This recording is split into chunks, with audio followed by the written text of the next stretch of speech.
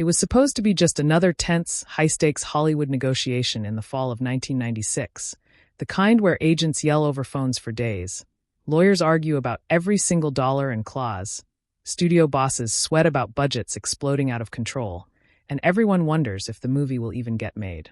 The movie was The Devil's Advocate, a dark, twisty, exciting thriller based on a book by Andrew Neiderman about ambition, temptation, good versus evil, and the devil himself hiding in plain sight as the head of a powerful New York law firm. Warner Brothers had paid a lot of money just to get the rights to the book because they saw huge potential.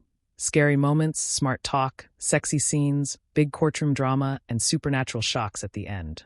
They hired respected director Taylor Hackford, who had already made hits like An Officer and A Gentleman and would later do Ray.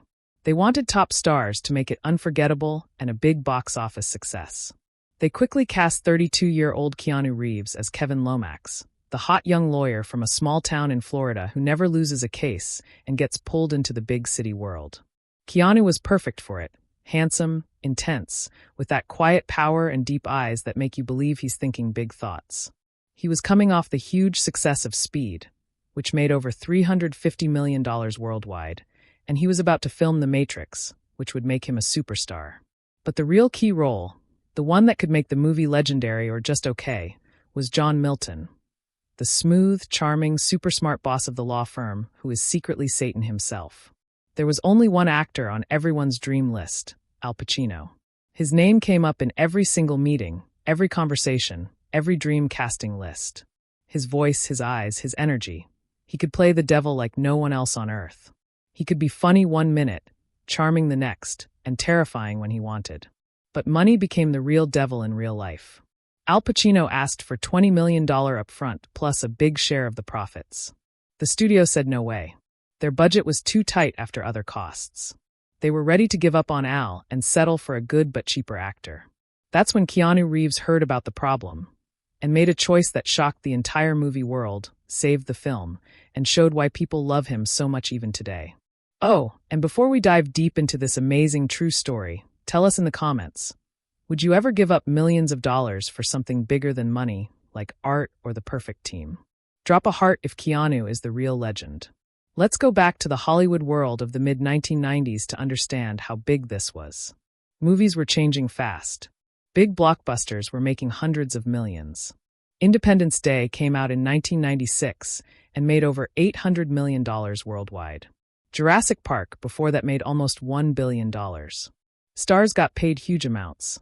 Tom Cruise got $20 million for Mission Impossible.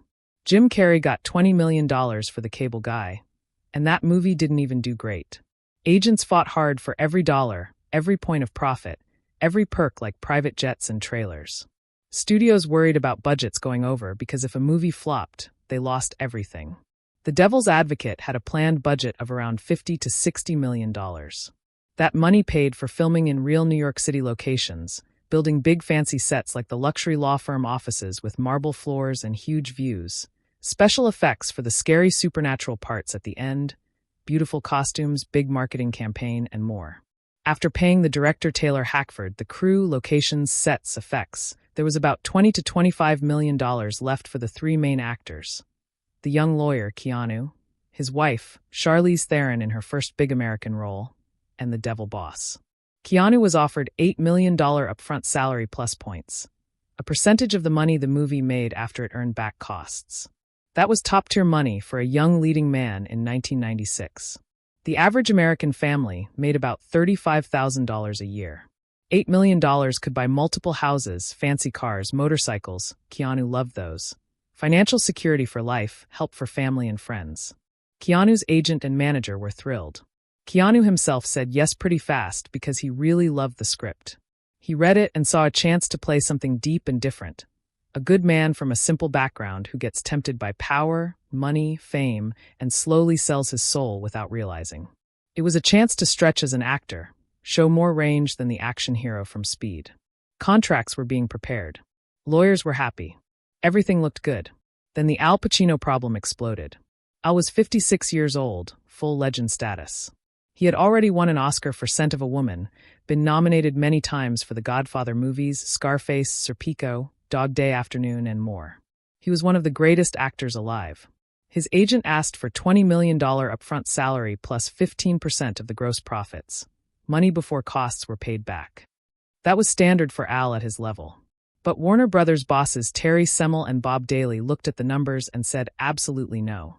After Keanu's $8 million, Charlize's pay, smaller but still there, and other costs, they could only offer Al around $11 to $12 million max. Al's team said thank you but no. Talks broke down. The studio started making quiet calls to other big names as backups. Robert De Niro was interested but busy.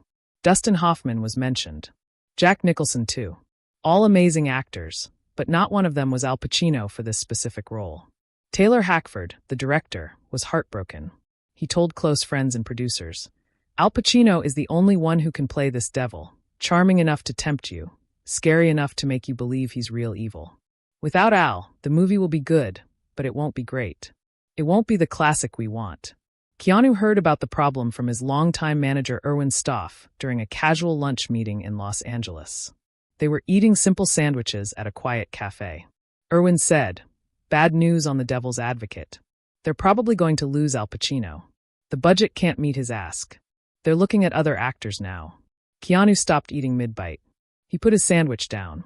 He was quiet for a long time, staring at his plate. Erwin waited. Keanu was always thoughtful, never rushed decisions. Finally, Keanu asked questions. How much are they short? Who are they talking to instead? What does Taylor think? Erwin answered everything. Keanu nodded slow. He thought about the script again in his head. He pictured the big scenes. The young lawyer facing the devil boss across a desk, the temptations, the final showdown. He imagined Al Pacino saying those lines with that voice, that laugh, that intense stare. It would be electric.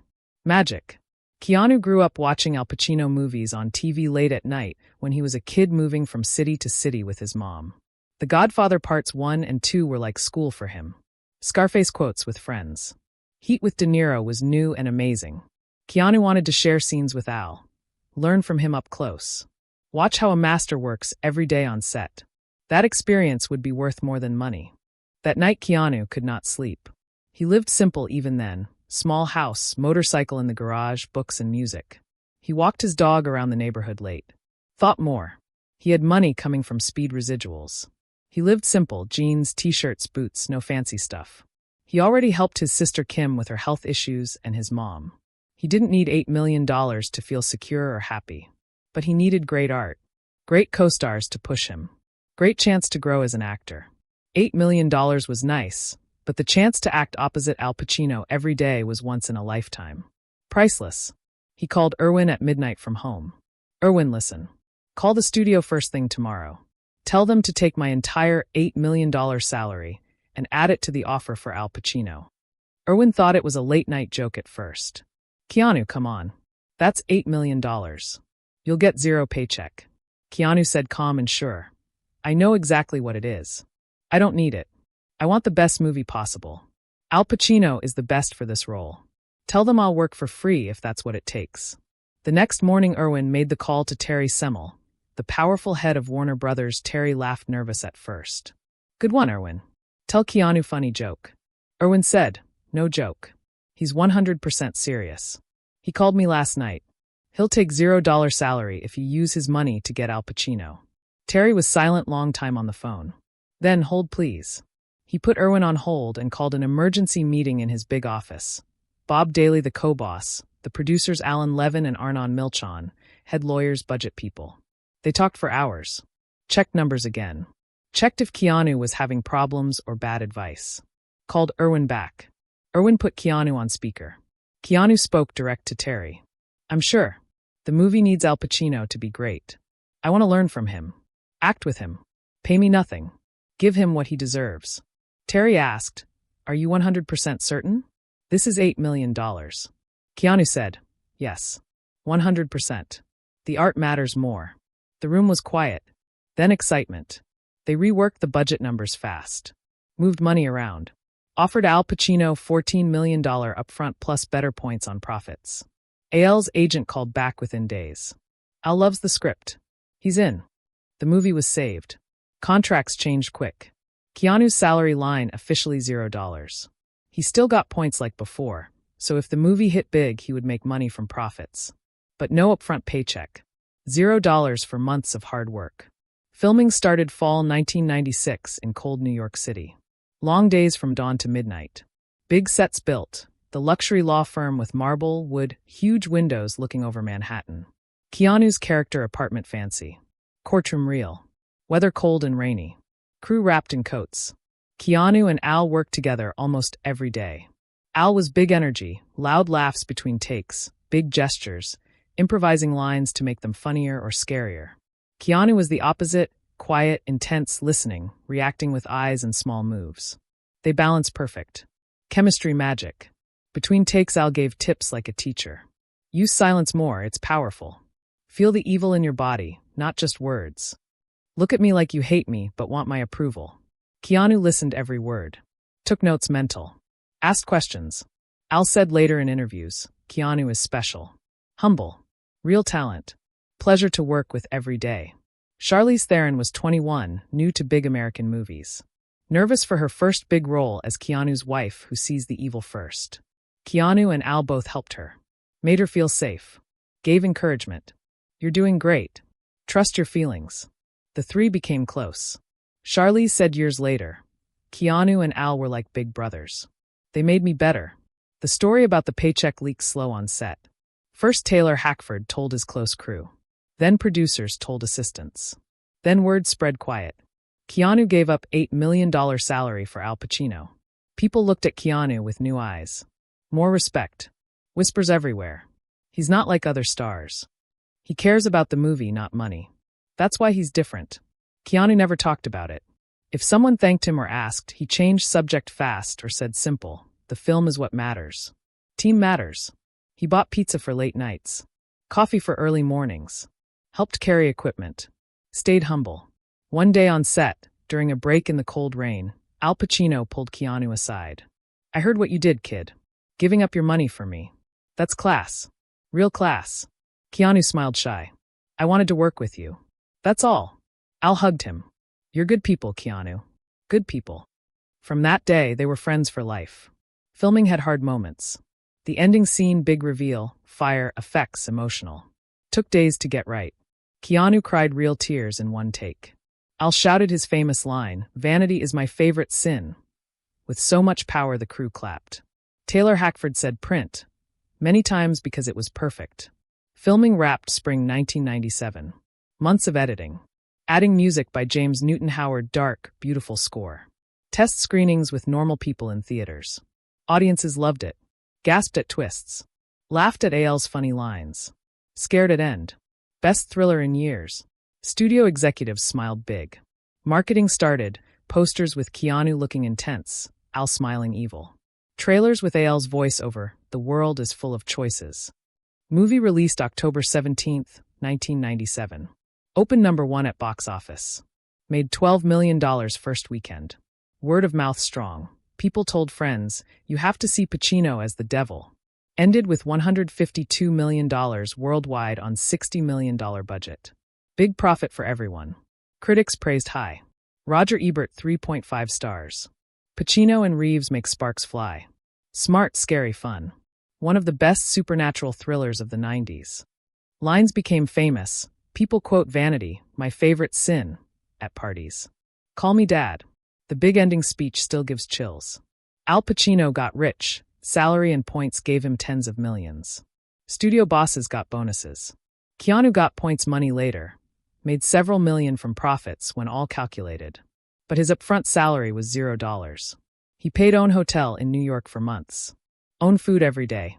Own plane tickets back to LA. Didn't complain once. Years later, the full story came out in interviews and books about Hollywood. Terry Semel told magazines, Keanu Reeves gave up $8 million without a blink. It shocked us all. We never saw anything like it before or since.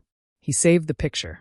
Taylor Hackford said on podcasts, Keanu's sacrifice made the movie a classic. Without his choice, no Al Pacino, no magic. Al Pacino on talk shows and awards, Keanu is a beautiful soul. He gave his money so I could do the role. I love that man forever. He's the real deal. Keanu, when asked in rare interviews, always smiled small and said simple words, I wanted the best movie possible. Al was the best. It was worth it. Happy how it turned out. That choice became a Hollywood legend. Fans repeated on forums, Reddit, YouTube. Keanu took $0 salary for The Devil's Advocate so Al Pacino could star. Proof he's not greedy like other stars. He cares about art and people. It explained why Keanu did similar things later. Took less pay for Constantine to have better effects. Took big cut for Matrix sequels so stunt team and crew got big bonuses. Always quiet about it. The movie still plays on TV and streaming today, almost 30 years later. New generations discover it. Watch the courtroom scenes, the temptations, the big reveal. Feel chills at the ending with Fire and AL's speech. Quote lines with friends. And when they learn the behind-the-scenes story, they love it more. The real devil was greed, and Keanu beat it. Keanu never regretted one day. He learned so much from Al, grew as actor, made lifelong friend in Al and Taylor and Charlize. Got a classic film on his resume that people still watch. Money came big later with Matrix and John Wick. But the respect from that one choice lasts forever. People say his name with love because of moments like this. So when you watch The Devil's Advocate and feel the power of Al Pacino as the devil facing Keanu's broken lawyer, remember the real temptation was $8 million, and the real hero said no to it without thinking twice. That hero was Keanu Reeves. And that's why almost 30 years later, his name means kindness, art, humility, real heroism. $0 paycheck on paper? Biggest win he ever had. If this long, true story touched you or made you respect Keanu even more, smash that like button and share it with every movie lover you know. Comment Keanu legend or your favorite line from the movie. We read every single comment. Thank you for watching. Choose art sometimes. Stay humble like Keanu.